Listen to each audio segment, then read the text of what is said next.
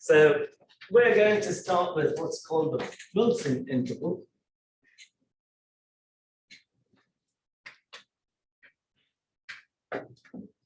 There is something called the Agresti-Coull interval. It's not C-O-O-L, it's C-O-U-L-L.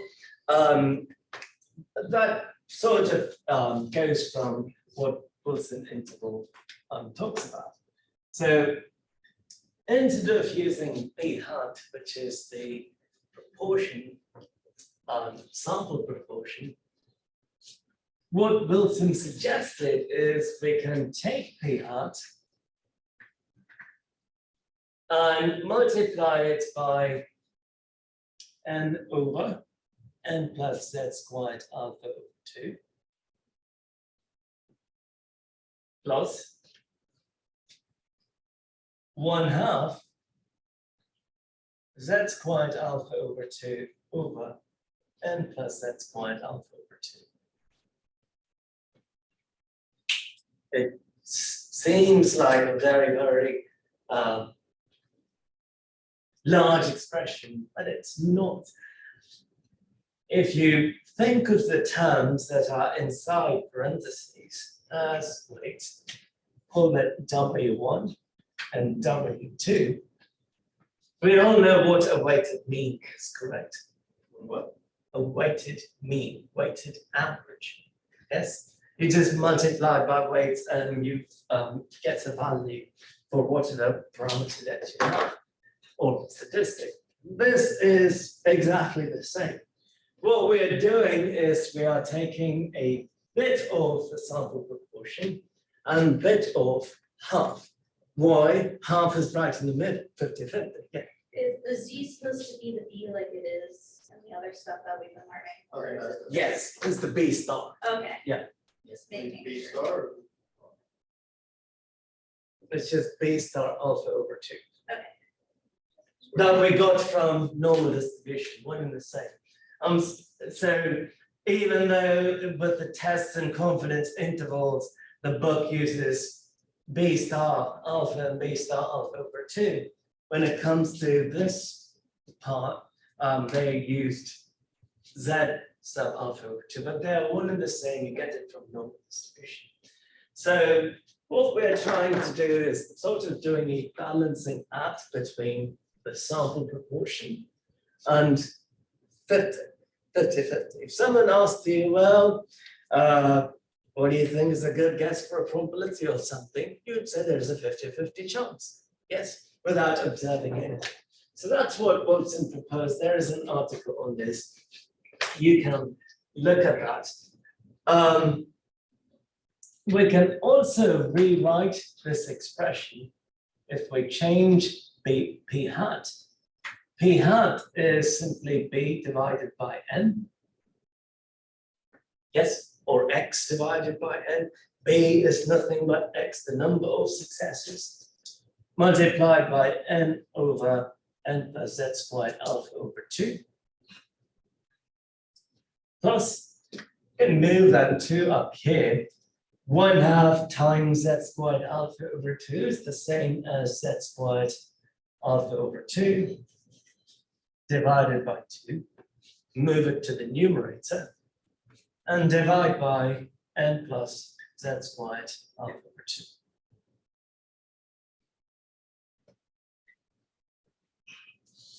Yes? I just moved that to the numerator. The n and the n would get cancelled, so you will have b over n plus z squared alpha over 2 plus 1/2 is just 0.5. 0.5 multiplied by z squared alpha over 2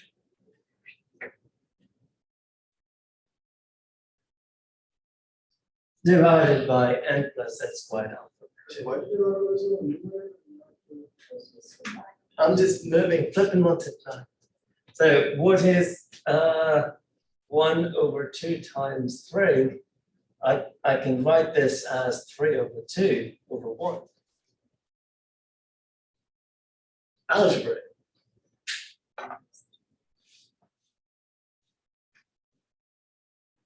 So we have a common denominator, which is n plus z squared alpha over 2. Combine the numerators, I'll have b plus 0.5 z squared alpha over 2. Good. Now, what is the meaning of all this?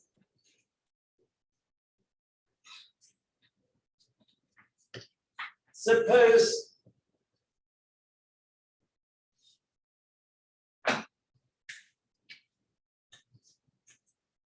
you keep getting, or you observe a large sample, you keep on increasing n. So I rewrote p tilde as that as a simpler expression, but I want to justify as to how this is going to make sense. If n approaches infinity, in other words, you keep on making the sample size larger. P tilde, first I can rewrite it as that n, I can bring it to the denominator, so I'll have 1 over n plus z squared alpha over 2 divided by n. Yes? Flip and multiply. The other term, 1/2 z squared alpha over 2 divided by 1 plus z squared alpha over 2. I have a common denominator, and that common denominator is n. So b hat 1 plus n over n, 1 plus z squared alpha over 2 divided by n, plus 1/2 z squared alpha over 2 divided by n plus z squared alpha over 2. Whatever value that we get for b star alpha over 2 or z alpha over 2, both of them are one and the same. That number is just constant for a given value of alpha. Previous problem, it was 1.96. So if I get a large sample, n gets larger, larger, larger, you have a constant and you're dividing it by a large number. What would happen to that term?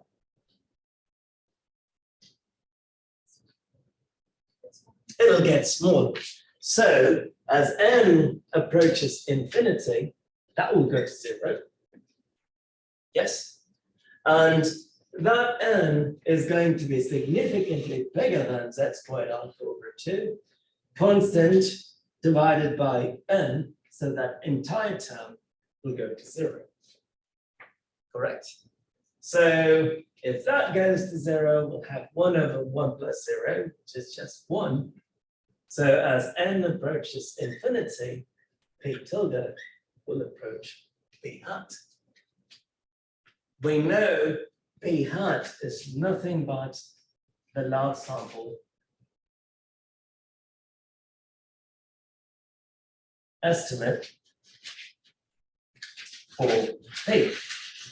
2023, when you need confidence interval for proportion, we use p hat. The Laplace-Wald confidence interval that I did last time uses p hat. So p hat is the large sample estimate. Does that make sense?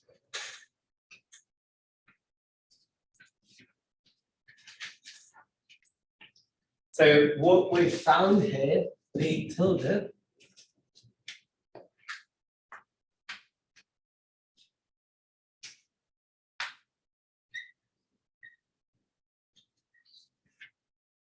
the Wilson estimate for p. P hat is the large sample estimate for p, the population proportion. P tilde is the Wilson estimate for p, the population proportion.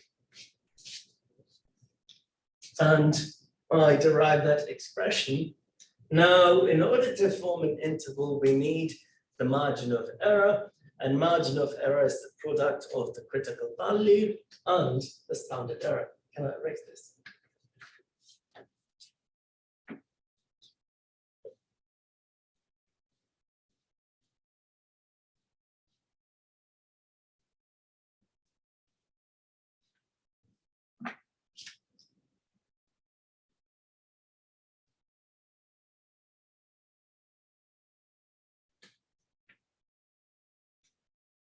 I'll call it Wilson's standard error, which means it's simply the standard error used to compute the Wilson interval.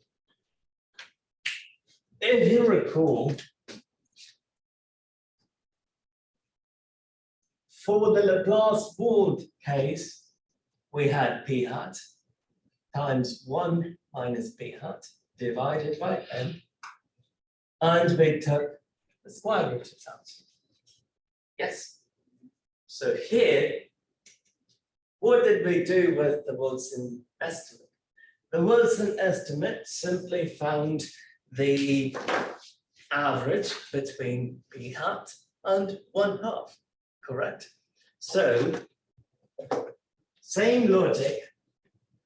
You look at that expression, we're going to take the variance of that case, multiply by n over n plus z squared alpha over 2. Yes. Plus 1/2. If 1/2 is p hat, what is 1 minus 1/2? That's an easy question. Still 1/2. Times z squared alpha over 2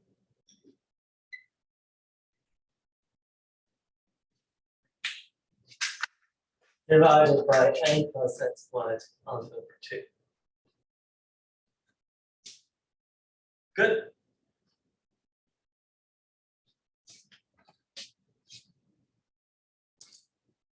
All I did here is that term p hat times 1 minus p hat, multiplying that by the weight W1, 1/2, multiplied by the complement of 1/2, 1/2 W2, right?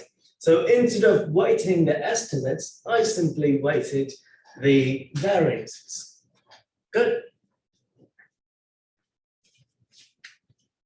So I believe the book calls it B stars, B star.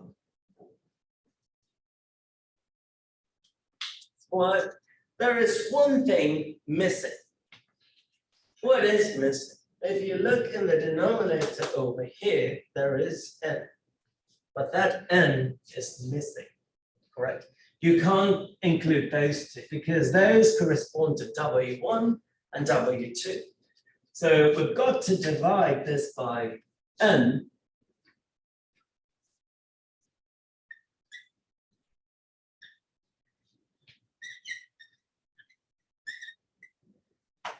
But the derivation makes it so that it should be n plus z squared alpha over 2.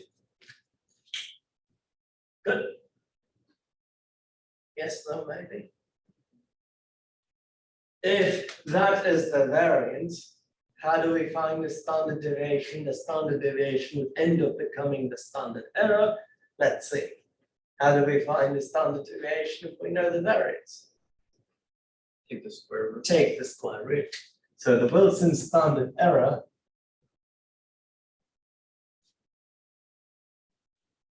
is simply the square root of an entire term. Yes. So you first find v star squared, take the square root, you get v star. Wilson standard error. Does that make sense? Yes. What do you mean? That term is v squared. Yes, that is the variance. If you took the square root of that variance, you get the standard deviation. So it's a huge root over here, right? I just don't want to do all that, right? which is why I wrote it as V star squared. Take the root, you get Wilson standard error. Good. The book does it. They take this entire term, I believe, they put it inside a set bracket and then raise it to the power 1/2, which is 1. I just didn't want to make it a mess. Are we clear? So now that we have the Wilson standard error, the 100 times 1 minus alpha percent confidence interval, Wilson confidence interval, would simply be P between not P hat anymore. What should it be in this case? P squiggly, P tilde minus margin of error, P tilde plus margin of error. Good. And what is margin of error? We know margin of error is simply the critical value that we find using inverse norm multiplied by the standard error. In this case, the Wilson standard error, V star. Yes. So the Wilson Center, the whole square root of that whole thing. It's the square root of that whole thing. I just didn't want to do that, which is why. I meant just because you put WSC. Yeah, the Wilson standard error is the root of that entire thing, which will be V star, right? Good. See the difference between Laplace Wald and Wilson? What is the rationale for this? Raise the sign. Just like how the Wilson estimate ended up being the large sample Laplace Wald estimate. If you take a guess, that entire thing must approach what expression? Just P hat, this is the variance. Or standard error. It should approach the Wilson, Laplace Wald standard error. Let's see if it does.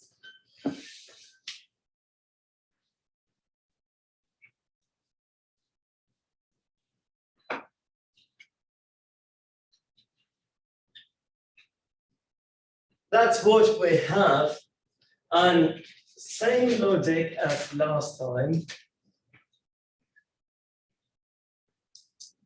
What happened to that weight as n approached infinity? That became 1, right, from the previous explanation. So we will have p hat times 1 minus p hat multiplied by 1. What happens to that weight when n approaches infinity? From the previous derivation that I just erased. It goes to 0. So plus 0. Yes, no, maybe.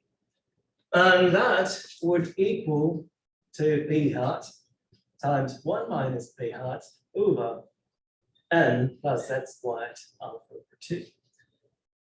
If n gets bigger and bigger and bigger, let's say you have 300, yes, or 3,000. That number is a constant, do you agree? And as a constant, let's say it's 1.96. 1.96 squared, approximately 4, correct? So 3,000 plus 4, I can approximate it as just 3,000. So since n approaches infinity, n will be significantly bigger than z squared alpha over 2.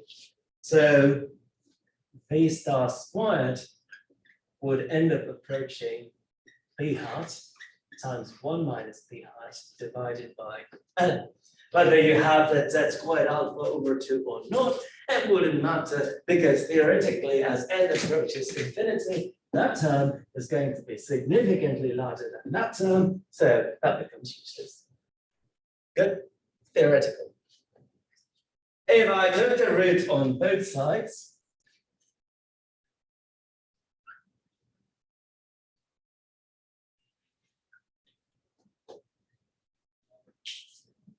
What does that look like? Same answer. Same as Laplace Ward. Now do you understand as to why Laplace Ward is the large sample case?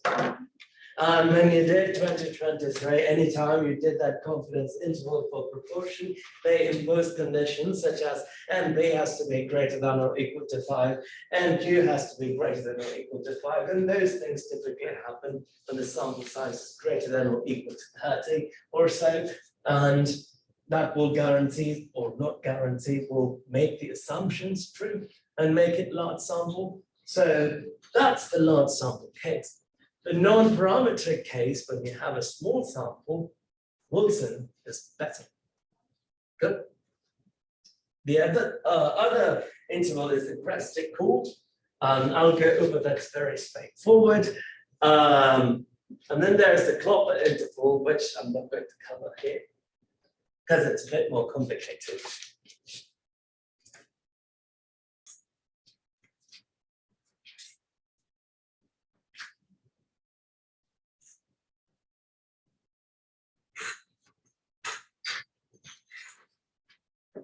Agresti-Coull interval, Alan Agresti, well-known guy. He does a lot of stuff in categorical analysis. I believe he's a professor at UF. I don't know about Coull, so we can go. Agresti-Coull, what they did is they sort of extended Wilson interval. So if you look at our Laplace board, this is P tilde times 1 minus P, which is Q. Sorry, P hat multiplied by 1 minus P hat. I can call it as Q hat, probability of failure. So this is the same as P hat, Q hat over N. Agreed? Yes, no, maybe? What Agresti and Coull suggested is, well, if that is the case, why can't we do this?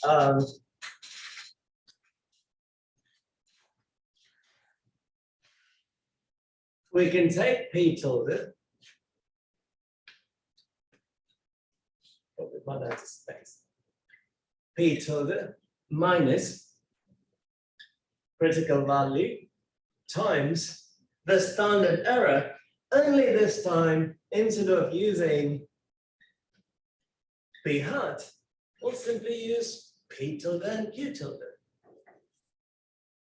And that would lie between, excuse me, so the population proportion would lie between that term and what would be on the other side.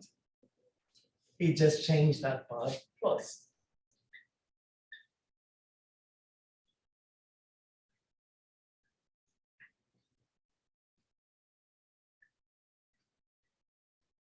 Correct? That's all they suggested. And that should make sense also. Well, in theory, I know when sample size gets larger and larger and larger, P tilde will get closer to P hat. So if P tilde does that, Q tilde will also get closer to Q hat. So when N approaches infinity, that will change to P hat, that will change to Q hat. That is nothing but Laplace Ward. Does that make sense? So small sample, Wilson, a modification of Wilson, Agresti-Coull, but as sample size increases, both of them will approach Laplace Ward. Yes, in undergraduate stars, 2000 level, we don't want to get into all this, which is why we stick to that. Students have difficulties understanding that. Imagine we bring all this in. Good. Are we clear? Okay.